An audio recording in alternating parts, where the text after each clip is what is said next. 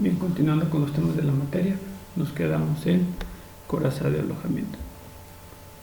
Todos los tubos modernos están contenidos en una coraza protectora y su operación está sujeta a reglamentaciones para evitar una exposición a dosis nocivas de rayos X.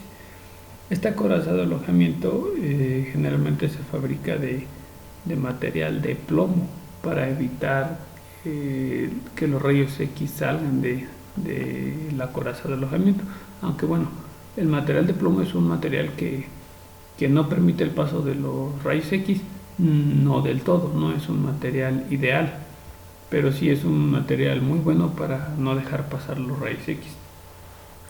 Y esta coraza de alojamiento, pues bueno, también tiene un recubrimiento de vidrio y ayuda a evitar esta radiación X, al paso de esta radiación X, y también tiene un aceite que le ayuda, aparte de como refrigeración para disipar el calor, también ayuda para aislar los cables de tensión y también absorbe parte de la radiación que es incontrolada, que se genera en la ampolleta de la generación de los rayos X.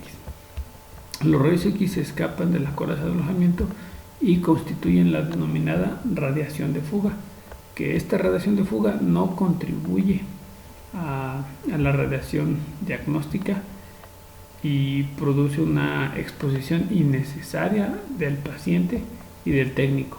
Por eso es muy importante tratar de evitar que exista esta radiación de fuga o que sea lo menos posible. Y aparte, si existe una radiación de fuga e incide sobre el paciente, sabemos que el paciente pues, es como un difusor.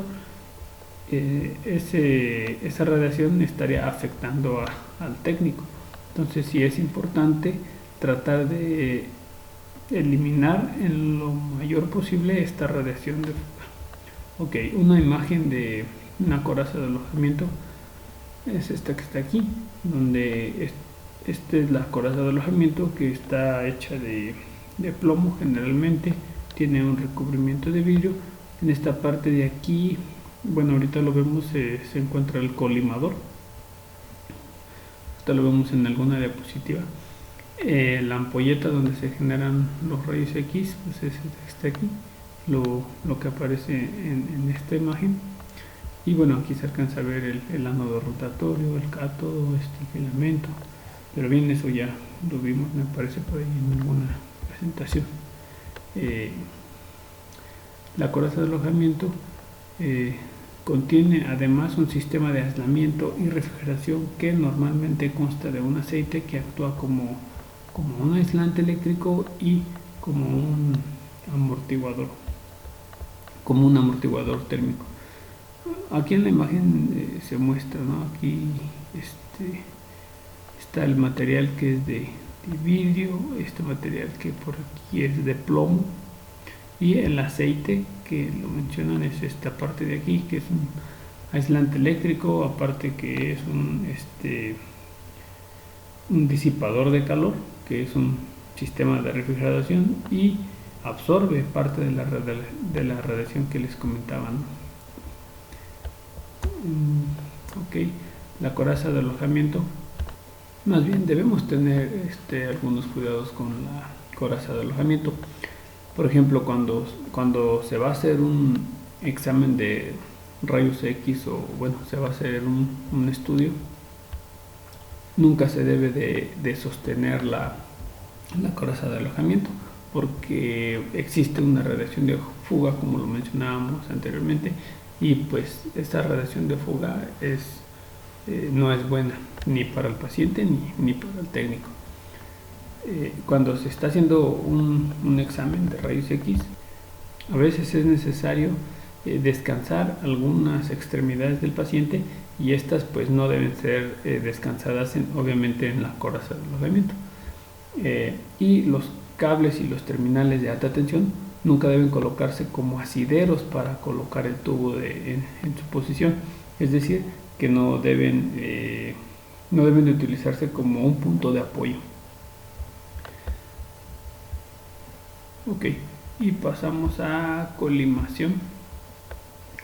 Y vamos a ver primero qué es el significado de colimación. Colimación significa delimitar el área que se va a iluminar con un haz.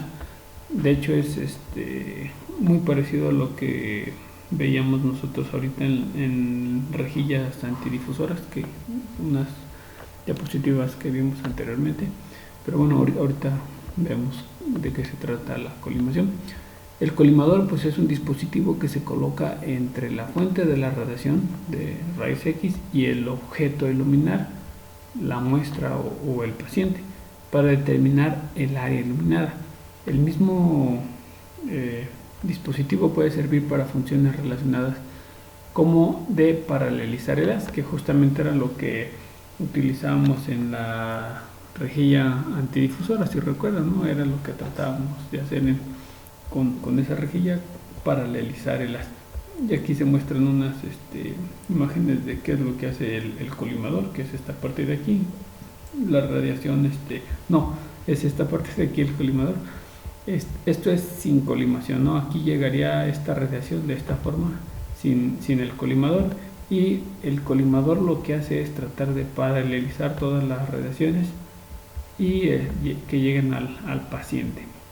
Esta es la radiación como la que se muestra aquí, y el colimador es lo que hace el trabajo muy similar a la rejilla antidifusora, aunque la rejilla antidifusora, pues si recuerdan, ya se utiliza justamente antes de la placa fotográfica, entre el paciente y la placa fotográfica. Entonces el colimador es un dispositivo que se coloca entre las fuentes de la radiación y los rayos X, ¿no? Ahorita vamos a mostrar aquí la imagen. Aquí está. El colimador va en esta parte de aquí. Esta es la fuente de la radiación y aquí va el colimador. Pero ok, ahorita lo vemos. Tiene algunas ventajas utilizar la colimación, porque se concentra pues en órganos críticos. Si se va a hacer una radiación, bueno, en este caso aquí se ve como en la parte del hombro, entonces ya trata de evitar radiaciones en otras partes del cuerpo, ¿no? Sino nada más en un órgano, en una parte crítica o en un órgano crítico donde se va a realizar la radiación. Mejora el contraste de la imagen, debido a que no se radian otras partes del cuerpo, por lo tanto no existe estas radiaciones que son difusoras. Bueno, el cuerpo es un difusor y son radiaciones que una vez en contacto con el paciente pues se van a generar, y disminuye la dosis al personal y al paciente. Entonces ya que es una área menor de radiación, pues estas radiaciones que genera el cuerpo, bueno, no que genera, que las difumina el cuerpo, entonces son menores, y esas pueden llegar al paciente, perdón, al técnico. Entonces tanto el paciente como el técnico pues tienen la ventaja, ¿no? de que no se van a radiar tanto. Y el colimador también es generalmente de plomo, y algunos tienen pues un orificio central, como el que aparece aquí en la imagen. Aquí va en la parte del colimador el dispositivo de colimación. En esta parte de aquí, acá está el tubo donde se generan los rayos X, y aquí empezarían los rayos X paralelizados. En odontología se utilizan unos colimadores diferentes, como los que aparecen aquí en la imagen. De hecho están clasificados así por colores, porque dependiendo el área donde se van a utilizar es el colimador que se va a requerir, como aparece aquí en la imagen. Por ejemplo, los dientes del frente, pues es el colimador, creo que es azul, me fallan los colores, y amarillo me parece, ¿no? Entonces dependiendo del área donde se van a hacer el examen, se utilizan los diferentes colimadores. Y pues es un tema muy grande también la parte de la radiación en la odontología, pero vamos a tocar los temas así de manera general. Estos son los colimadores para radiografías dentales, un ejemplo, como lo muestran aquí. Si se fijan aquí en la imagen mostramos precisamente, no lo hacen en el frente con este, sino lo hacen como a un ladito. Si se están utilizando este colimador que está aquí, si se alcanza a apreciar, y dependiendo del área que se requiera, pues es el colimador que van a utilizar. Y pasamos a lo que es el generador de rayos X. Dice que es un sistema que proporciona la energía adecuada al tubo de rayos X. Si recuerdan, el tubo de rayos X pues requiere una energía pues grande para acelerar los electrones, pero también requiere una energía pequeña para poder desprender los electrones. Aunque el cátodo, que requiere una energía pequeña, requiere una combinación de una corriente muy pequeña y después un voltaje muy alto, pero en sí el generador de rayos X requiere esa corriente no tanto alta como baja. Y la red eléctrica, pues nosotros sabemos que proporciona una corriente monofásica, invierte su polaridad de positivo a negativo y así sucesivamente. ¿Qué requiere el tubo de rayos X? Pues energía eléctrica para dos propósitos: para desprender los electrones del filamento, y una vez que se desprenden, acelerar esos electrones y mandarlos al blanco o al ánodo. En general tiene un circuito para cada función, ya lo vimos anteriormente. ¿Cómo se protege el generador? Está protegido por una gran caja metálica sellada y repleta con aceite para su disipación de calor. Tiene un autotransformador que ahorita lo vamos a ver, sus características.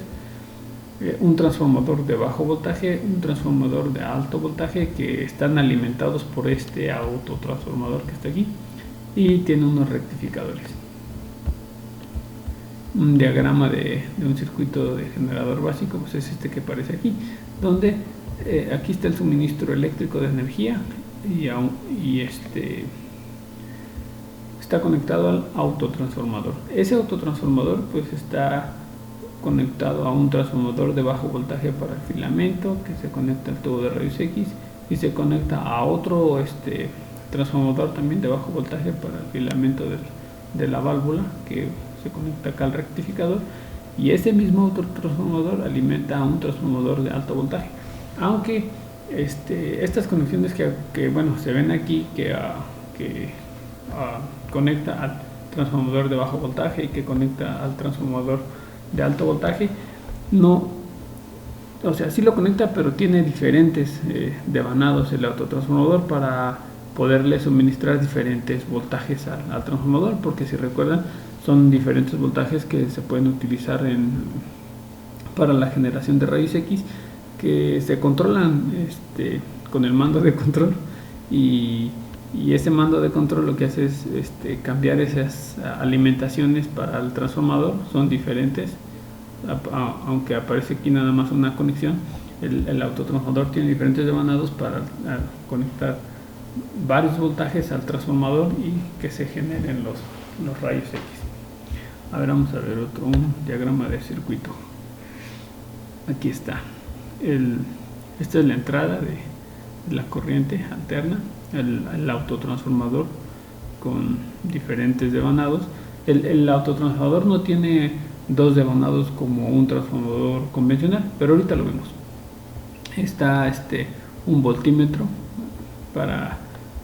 que está constantemente midiendo, bueno, y acá tiene un amperímetro que también está constantemente midiendo la corriente. Está la bobina de la resistencia, el transformador de bajo voltaje para el filamento, que aparece aquí, el transformador de alto voltaje para acelerar los electrones, y por acá se generan los rayos X.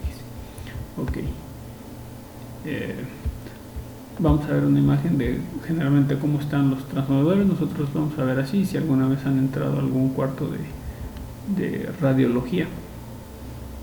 Está el mando de control para seleccionar los diferentes voltajes con los que se va a alimentar el transformador, y internamente pues está el autotransformador, los varios transformadores, los circuitos que se utilizan, y aparte bueno, tiene aceite para la disipación de calor. El transformador reduce o aumenta el voltaje de la corriente alterna y el rectificador cambia la corriente alterna en corriente casi continua, pero ahorita lo vemos. El autotransformador, la porción común del devanado único actúa como parte tanto del devanado primario como del secundario. Es un solo devanado, que eso es la diferencia de un autotransformador. La porción restante del devanado recibe el nombre de devanado serie y es la que proporciona la diferencia de tensiones entre ambos circuitos mediante la adición en serie con la tensión del devanado común. Ok, en sí tiene diferentes terminales de salida para los diferentes voltajes que se puedan utilizar. El autotransformador es una máquina eléctrica de construcción y características similares a las de un transformador, pero a diferencia de solo posee un devanado único alrededor de un núcleo ferromagnético. Este es un autotransformador y tiene diferentes terminales de salida. Nosotros sabemos que un transformador convencional pues tiene dos devanados, es uno primario y uno secundario, y el autotransformador tiene solo un devanado conectado en serie, como lo mencionan aquí. Por ejemplo, que está aquí, ¿no? Y de aquí sacan, bueno, aquí solamente tiene una terminal de salida, pero en realidad tiene varias terminales de salida. Y este autotransformador es el que conecta a los diferentes transformadores que se van a requerir más adelante en el generador de rayos X. Algunas ventajas del autotransformador es que al tener solo un devanado para el primario y el secundario es más barato, ya que se utiliza menos cobre, tiene mayor rendimiento mitigando las pérdidas, necesita menos corriente para generar flujo del núcleo, menores caídas de tensión, menor intensidad del vacío, y bueno, se utilizan generalmente para alimentar otros transformadores, ¿no? Cuando se requieren varios voltajes de salida. El autotransformador reductor pues es muy similar a un transformador reductor convencional. Se aplica una tensión alterna entre los puntos A y B, estos que están aquí, y se mide la tensión de salida entre los puntos C y D, y se dice que el autotransformador es reductor de tensión, ¿no? Y también existe el autotransformador elevador, y lo mismo, se aplica una tensión en los puntos A y B y se miden las tensiones en los puntos C y D, y se dice que el autotransformador es elevador si el voltaje pues es mayor, ¿no?, en la parte de la salida.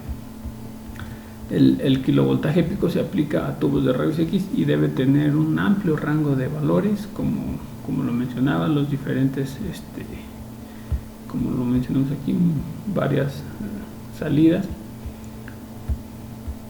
y se rige por el principio de autoinducción. Aunque solamente tiene un devanado, sigue el mismo principio de autoinducción.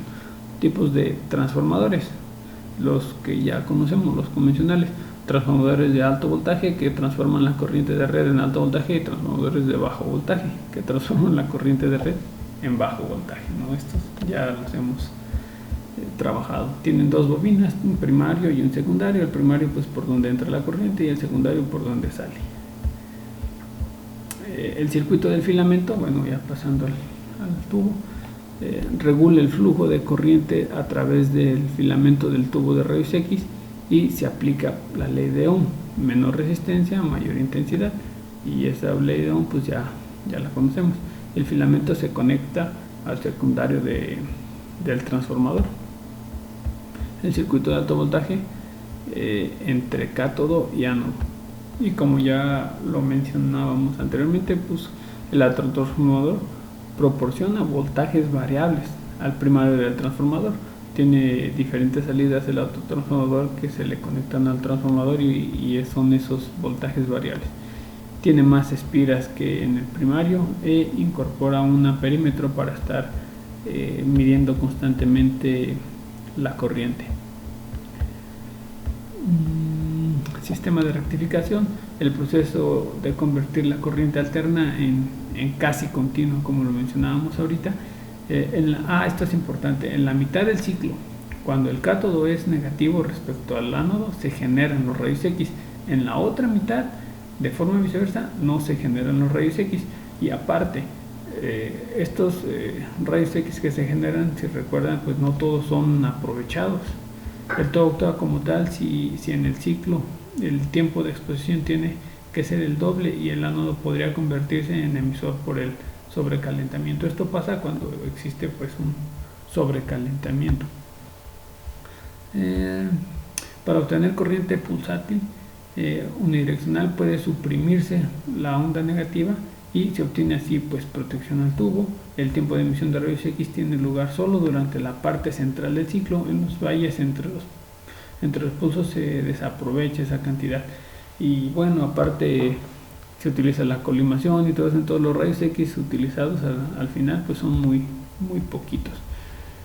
Produce un voltaje casi constante para el tubo. Tiene 3 juegos de bobinas primario y 3 secundario, y estas son como las posibles combinaciones que pudiera tener un rectificador de generador trifásico, porque el que vimos ahorita era un rectificador de generador monofásico. Entonces un trifásico, las posibles combinaciones son 6 pulsos y 6 rectificadores, 6 pulsos y 12 rectificadores, 12 pulsos y 12 rectificadores. Generalmente en el aula pues contestan estas preguntas. Ahorita pues no lo vamos a hacer, pero les pregunto por qué se tiene que utilizar un autotransformador y transformadores en generador de rayos X. ¿Cuál es la diferencia de un transformador convencional con un autotransformador? Ya la mencionamos. ¿Cuáles son los dos propósitos que tiene la energía eléctrica en el tubo de rayos X? Si recuerdan, el desprender y acelerar los electrones. ¿Cuáles son los tipos de autotransformadores? Ahorita los vimos. Y el ánodo o el cátodo son los que desprenden los electrones.